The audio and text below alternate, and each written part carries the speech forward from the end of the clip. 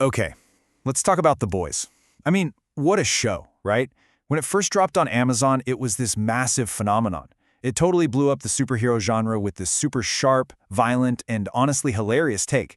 But here we are, a few seasons later, and something's shifted.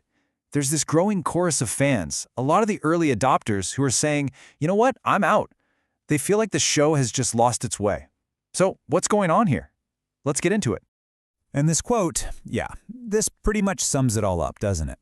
It got super heavy-handed. That's the core feeling right there. It speaks to this idea that what made the show so special in the beginning, that edgy, clever vibe, well, it's just not there anymore for some people. So, where did things go wrong? Well, the complaints really seem to circle around a couple of big things. All right, first up, the satire.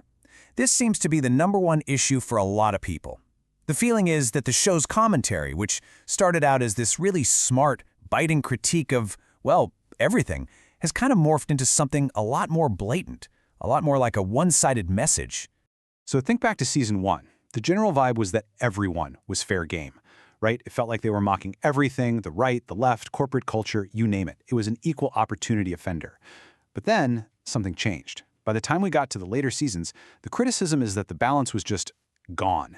It started to feel like the show wasn't just poking fun at one side of the aisle, it was actively hostile towards anyone who might vote a certain way. And wow, this quote really paints a picture, huh? A squirt gun versus a rocket launcher. I mean, that's such a perfect way to describe this feeling of imbalance. The argument is, sure, maybe they throw a little jab here or there to seem fair, but the real firepower, the heavy-duty criticism, is all pointed in one direction.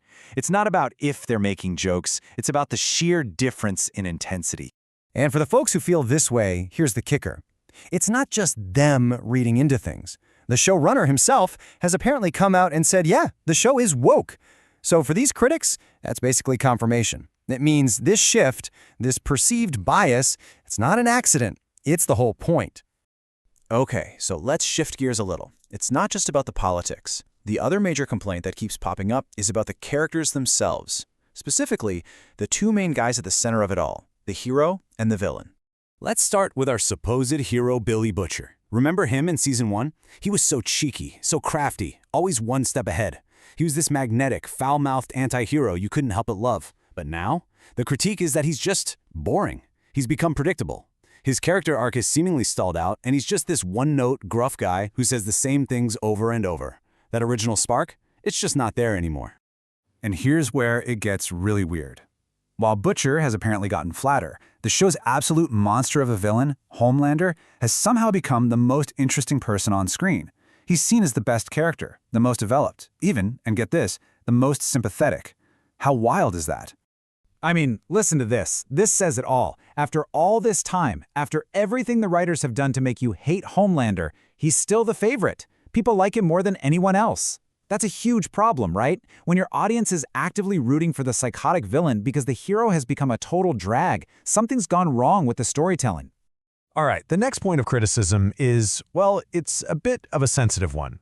It shifts focus from the writing to a specific actor's performance and appearance, namely Erin Moriarty, who plays Starlight. So a major point of discussion has been about her line delivery in the recent seasons. The claim is that her speech has changed, that it's become hard to understand what she's saying. This observation about her performance has then kind of opened the door to a whole lot of conversation about her appearance as well. Now, it's really important to stress that what's being discussed here is pure speculation. People are throwing around all sorts of theories online to explain these perceived changes. You hear talk about everything from a possible medical condition to plastic surgery and Botox. Some even wonder if her lines were dubbed or if it's all just a result of trying to follow modern beauty trends. Again, these are just the theories floating around, not established facts. Okay, so let's pull back and look at the bigger picture here. Because the critique isn't just about the boys.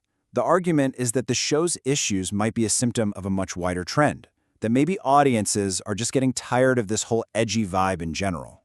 Think about it. When The Boys first came out, that relentless darkness, that cynicism, it felt so fresh and rebellious. It was a slap in the face to traditional superhero stories. But now, the feeling is that the edge has worn off. It's not subversive anymore. It's just part of the crowd. It's one more grim, nihilistic story in a sea of them. And what exactly are people tired of? Well, it's a few things. It's the constant nihilism, this feeling that nothing matters. It's the deep, deep cynicism where every hero, every institution is secretly awful.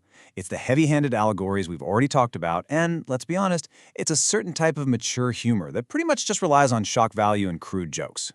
And to really nail this point, look at this contrast. On the one hand, you've got The Boys, which is being framed as cynical and nihilistic. And on the other hand, you have something like the book Project Hail Mary. It gets held up as the complete opposite.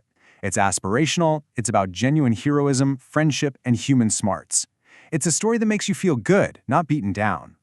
So, where does that leave us? What does all this criticism really mean? Maybe it's not just about one TV show. Maybe it's a sign of a much bigger shift in what we, as an audience, actually want from our stories right now. And really, that's the core takeaway here. The idea is that this backlash against cynical shows like The Boys might be telling us something important.